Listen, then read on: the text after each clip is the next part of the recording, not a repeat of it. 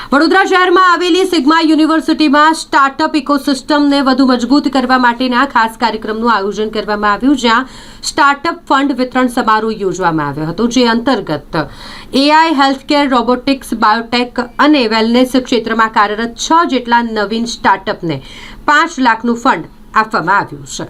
Sigma યુનિવર્સિટીના એસએસઆઈસી incubation centre દ્વારા શૈલી એન્જિનિયરિંગ પ્લાસ્ટિક્સ લિમિટેડ સાથે મળીને સ્ટાર્ટઅપ ફંડ વિતરણ સમારોહ યોજવામાં આવ્યો, જેમાં એઆઈ, હેલ્થકેર, રોબોટિક્સ, બાયોટેક અને વેલનેસ ક્ષેત્રોમાં કાર્યરત 6 નવીન સ્ટાર્ટઅપ્સને 5 લાખ રૂપિયાનું ફંડ આપવામાં આવ્યું. કાર્યક્રમમાં શૈલી એન્જિનિયરિંગ પ્લાસ્ટિક્સ લિમિટેડના નેતૃત્વ ટીમ દ્વારા સ્ટાર્ટઅપ્સને ઉદ્યોગ સંબંધિત માર્ગદર્શન અને અનુભવ પણ તેઓએ પોતાના જણાવ્યા હતા, જેનાથી ઉદ્યોગ અને સ્ટાર્ટઅપ્સ વચ્ચેનો સહયોગ વધુ મજબૂત બન્યો. આ પહેલ દ્વારા સિગ્મા યુનિવર્સિટીએ ફરી એકવાર સાબિત કર્યું છે કે તે નવીનતા, ઉદ્યોગ સાહસિકતા અને ઉદ્યોગ સાથે જોડાયેલા સ્ટાર્ટઅપ વિકાસ માટે સતત પ્રતિબદ્ધ છે.